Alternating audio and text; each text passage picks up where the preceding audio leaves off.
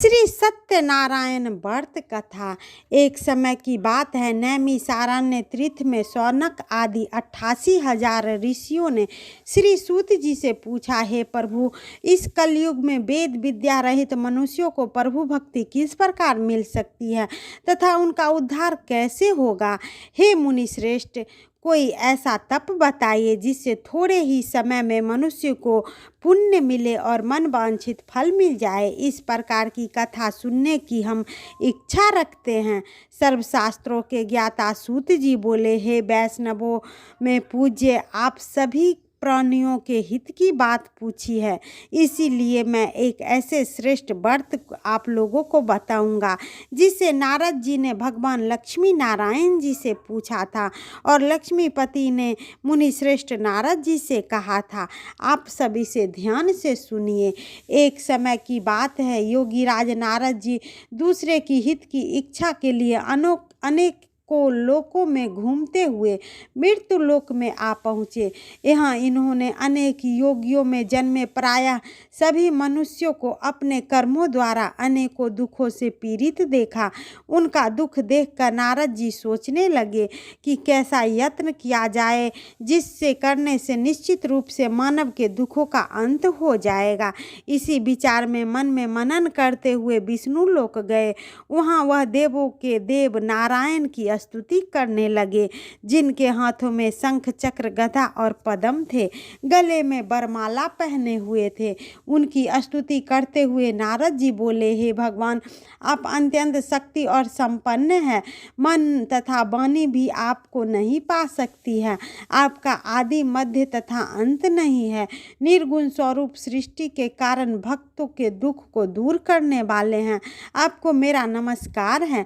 नारद जी की स्तुति सुन विष्णु भगवान बोले, हे मुनि श्रेष्ठ, आपके मन में क्या बात है?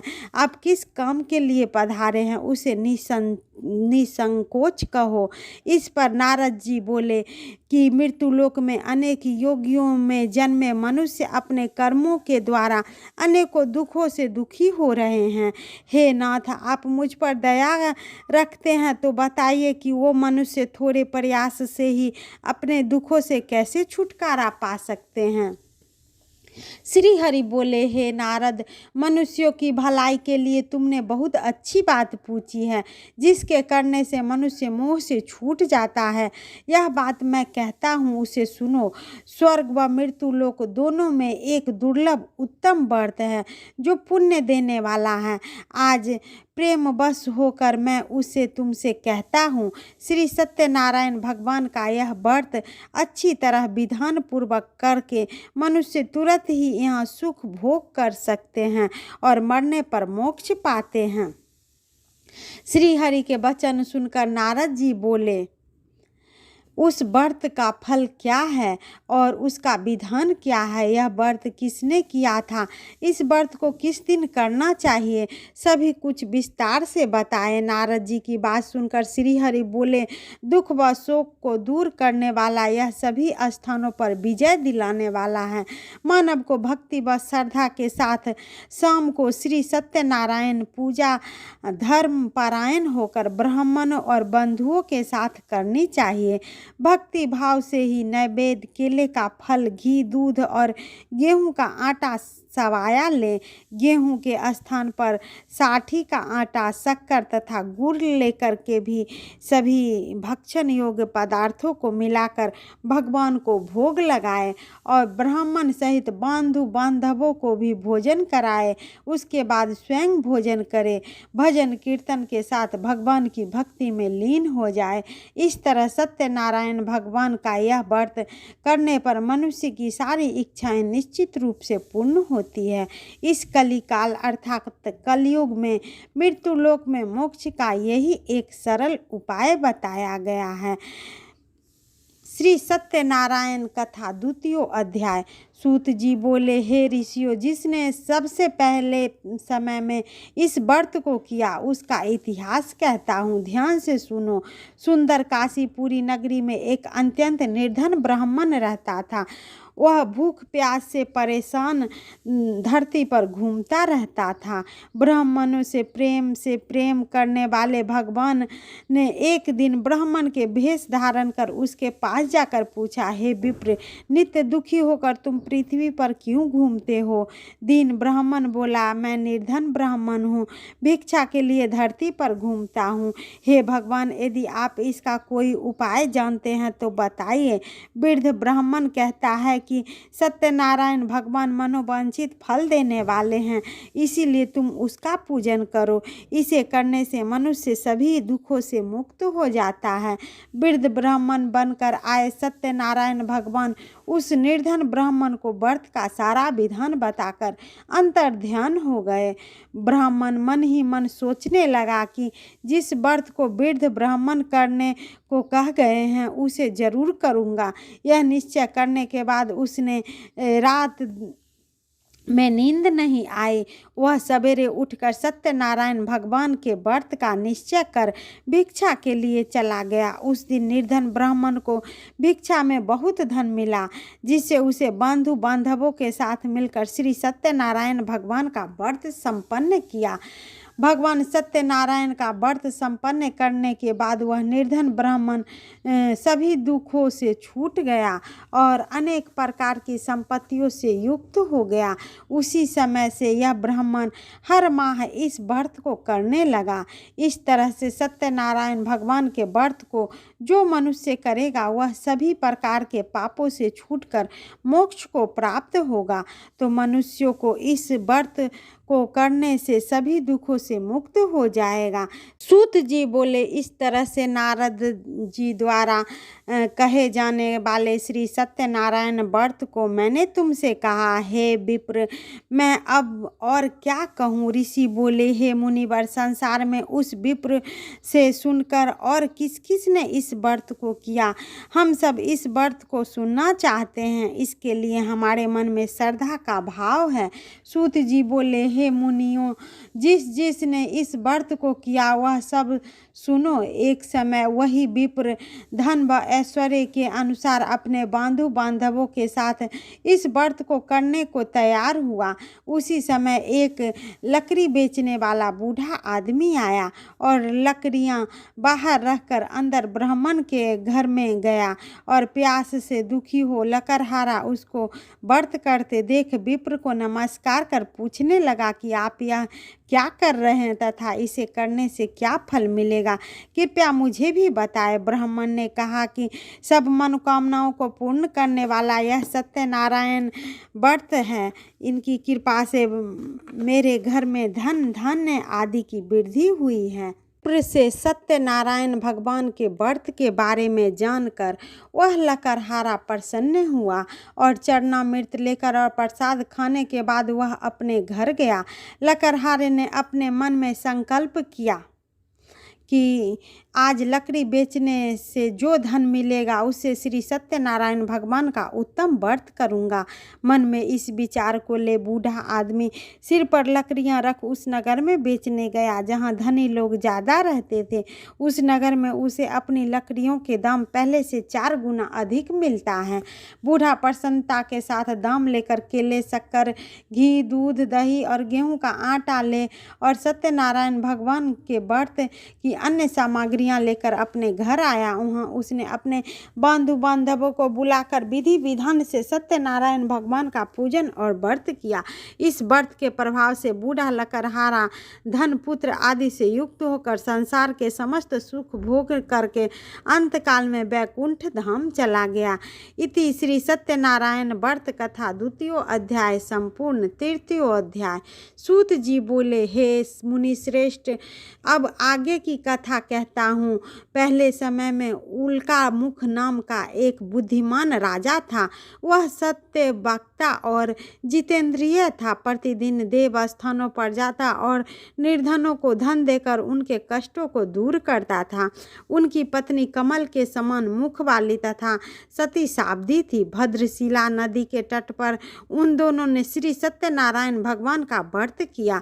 उसी समय साधु नाम का एक वैश्य आया उसके पास व्यापार करने के लिए। वह बहुत सा धन भी था उसके पास। राजा को व्रत करते देखकर वह विनय के साथ पूछने लगा, हे राजन, भक्ति भाव से पूर्ण होकर आप यह क्या कर रहे हैं? मैं सुनने की इच्छा रखता हूँ, तो आप मुझे बताएं। राजा बोला, हे साधु, अपने बंधु बांधवों के साथ पुत्र आदि की प्राप्ति के लिए एक महाशक्तिमान श्री सत्यनारायण भगवान का व्रत व पूजन कर रहा हूँ। राजा के वचन सुन साधु आदर से बोला, हे राजन, मुझे इस व्रत का सारा विधान कहिए। आपके कथा अनुसार मैं भी इस व्रत को करूँगा। मेरी भी संतान नहीं है और इस व्रत को करने का निश्चय रूप से मुझे संतान की प्राप्ति होगी।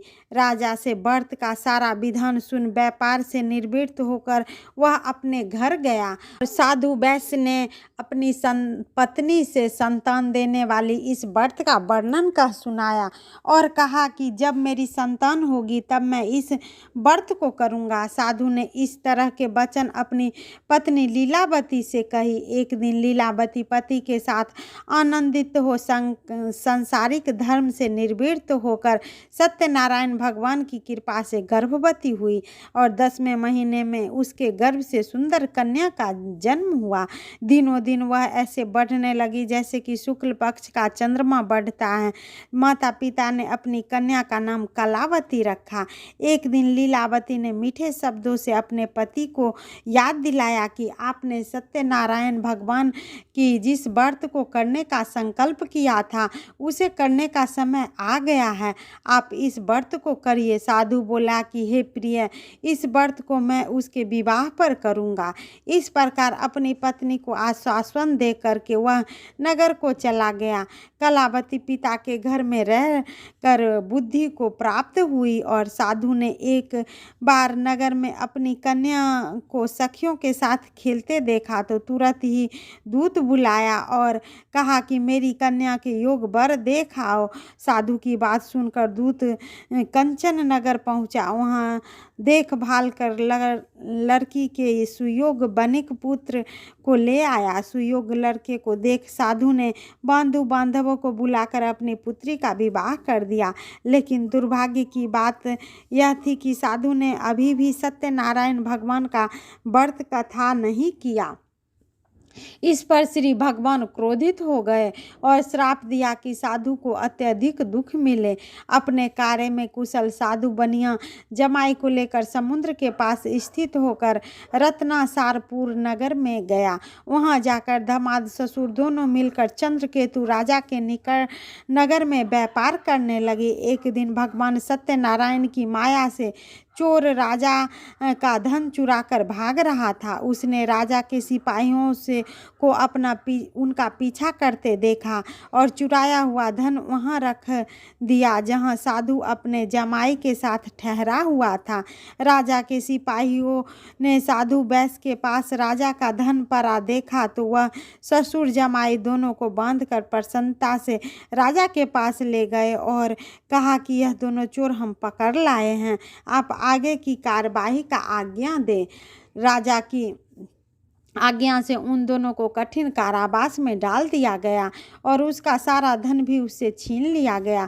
सत्यनारायण भगवान से श्राप से साधु की पत्नी भी बहुत दुखी हुई और घर में जाकर धन रखा था उसे चोर चुरा ले गया। शारीरिक तथा मानसिक पीड़ा से दोनों भूख प्यास से अति दुखी हो अन्न की चिंता में कलावती ब्राह्मण के घर गई। वहाँ उसने श्री सत्यनारायण भगवान का व्रत होते देखा, फिर कथा भी सुनी। वह प्रसाद ग्रहण कर वह रात को घर वापिस आई। माता कलावती ने पूछा, हे पुत्री, अब तुम कहाँ थी? तेरे मन में क्या है? कलावती ने अपनी माता से कहा, माता, मैंने एक ब्राह्मण के घर में श्री सत्यनारायण भगवान का व्रत देखा। कन्या के वचन सुन लीलावती भगवान के पूजन की तैयारी करने लगी। लीलावती ने परिवार व बंधुओं सहित सत्यनारायण भगवान का पूजन किया और उसने वर मांगा कि मेरे पति व जमाई शीघ्र घर आ जाए। साथ ही वह भी प्रार्थना की कि हम सबका अपराध क्षमा करो। श्री सत्यनारायण भगवान इस व्रत से संतुष्ट रुष्ट हो गए और राजा चंद्रकेतु को सपने में दर्शन देकर कहा कि हे राजा, तुम उन दोनों वैश्यों को छोड़ दो। तुमने आप उनका जो धन लिया है उसे वापस कर दो। अगर ऐसा नहीं किया तो तुम्हारा धन, राज्य व संतान सभी नष्ट हो कर दूंगा। राजा को यह सब कहकर अंतर्ध्यान हो गए। प्रातः काल सभा में राजा ने अपना सपना सुनाया। फिर बोले कि बनिक पुत्रों को कैद से मुक्त कर सभा में ले आओ। दोनों ने आते ही राजा को प्रणाम किया तथा राजा मीठी वाणी से बोले, हे महानुभावों, भाग्यवश ऐसा कठिन दुख तुम्हें प्राप्त हुआ है, लेकिन अब तुम्हें कोई भय नहीं है। ऐसा कह राजा ने उन दोनों को नए वस्त्र आभूषण भी पहनाए और जितना धन उसका लिया था उससे दुगना धन वापस कर दिया। दोनों वैश्य अपने घर को चल दिए। इति श्री सत्यनारायण व्रत कथा तृतीय अध्याय संपूर्ण। चतुर्थो अध्याय। सूत जी बोले, वैश्य ने मंगलाचार्य कर अपनी यात्रा आरंभ की और अपने नगर की ओर चल दिए। उसके थोड़े दूर जाने पर एक दंडी वेशधारी श्री सत्यनारायण जी ने उनसे पूछा कि हे साधु, तेरे नाव में क्या है? अभिमानी बानिक हंसता हुआ बोला, हे दंडी, आप क्यों पूछते हो? क्या धन लेने की इच्छा है? मेरी नाव में तो बेल व पत्ते भरे हुए हैं। वैश्य के कठोर वचन सुन भगवान बोले, तुम्हारा वचन सत्य हो। दंडी ऐसे वचन कह वहाँ से दूर चले गए। कुछ दूर जाकर समुद्र के किनारे बैठ गए। दंडी के जाने के बाद साधु वैश्य ने नित्य क्रिया के पश्चात नाव को ऊंची उठते हुए देख अचंभा माना और नाव में बेल और पत्ते आदि देखकर मूर्छित हो जमीन पर गिर पड़ा। मूर्छा खुलने पर वह अत्यंत शोक में डूब गया। तब उसका दामाद बोला कि आप शोक न मनाए, वह दंडी का शाप है, इसीलिए हमें उनकी शरण में जाना चाहिए, तभी हमारी मनोकामना पूरी होगी। दामाद की बात सुनकर वह दंडी के पास पहुंच गया और अत्यंत भक्ति भाव से नमस्कार करके बोला, मैंने आपसे जो भी असत्य वचन कहे थे उसके लिए मुझे क्षमा कर दे। ऐसा कहकर महान शोकातुर हो रोने लगा और दंडी भगवान बोले, हे बानिक पुत्र, मेरी आज्ञा से बार बार तुम्हें दुख प्राप्त हुआ है, तू मेरी पूजा से विमुख हुआ। साधु बोला, हे भगवान, आपकी माया से ब्रह्मा आदि देवता भी आपके रूप को नहीं जानते, तब मैं अज्ञानी कैसे जान सकता हूँ? आप प्रसन्न होइए, मैं असमर्थता के अनुसार अपनी पूजा करूँगा, मेरी रक्षा करो और पहले के समान नौका में धन भर दो। अब मैं समर्थता के अनुसार पूजा करूँगा। साधु वैश्य के भक्तिपूर्वक वचन सुनकर प्रसन्न हो गए और उनकी इच्छा अनुसार वरदान देकर अंतर ध्यान हो गए। ससुर जमाई जब नाव पर आए तो नाव धन से भरी हुई थी। फिर वहीं अपने अन्य साथियों के साथ सत्यनारायण भगवान का पूजन कर अपने नगर को चल दिए। जब नगर के नज़दीक पहुँचे तो दूत को घर पर खबर करने के लिए भेजा। दूत साधु की पत्नी को प्रणाम कर कहता है कि मालिक अपने दामाद सहित नगर के निकट आ गए हैं। दूत की बात सुन साधु की पत्नी लीलावती ने बड़े हर्ष के साथ सत्यनारायण भगवान का पूजन कर अपनी पुत्री कलावती को कहा कि मैं अपने पति के दर्शन को जाती हूँ, तू कार्य पूर्ण कर शीघ्र आ जाना। माँ के ऐसे वचन सुन कलावती जल्दी में प्रसाद छोड़ अपने पति के पास चली गई। प्रसाद की अवज्ञा के कारण श्री सत्यनारायण भगवान रुष्ट हो गए और नाव सहित उसके पति को पानी में डुबो दिए।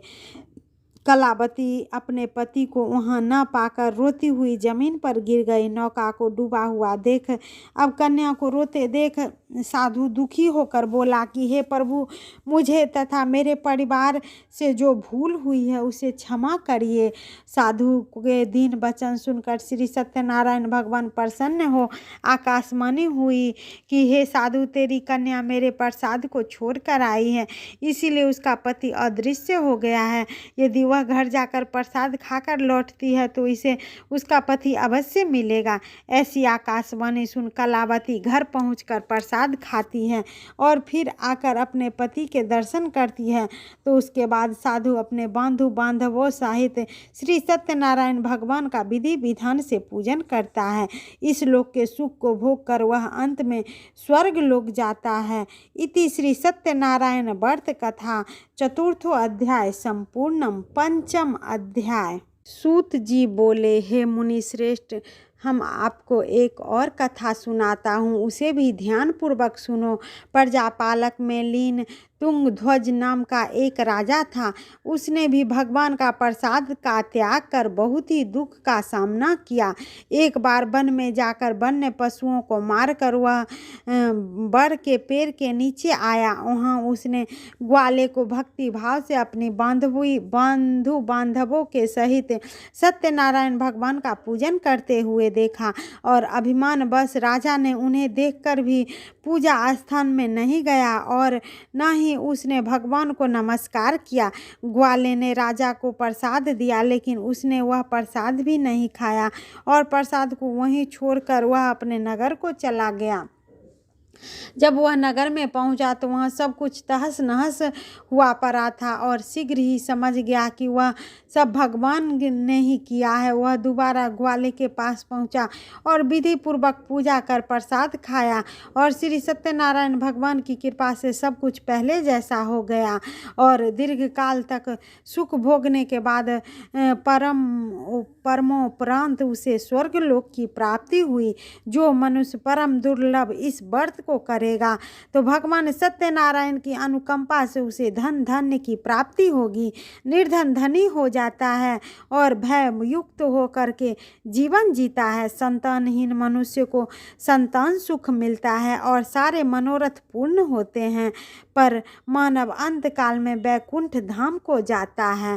जो मनुष्य भी इस व्रत की कथा को पढ़ता, सुनता या फिर सुनाता है, उसके संपूर्ण पाप सत्यदेव जी के प्रताप से नष्ट हो जाते हैं। इसमें कुछ भी संशय नहीं है। भगवान सत्यनारायण उनकी सदैव रक्षा करते हैं। प्रेम से बोलिए सत्यनारायण भगवान की जय। लक्ष्मीपति नारायण की जय।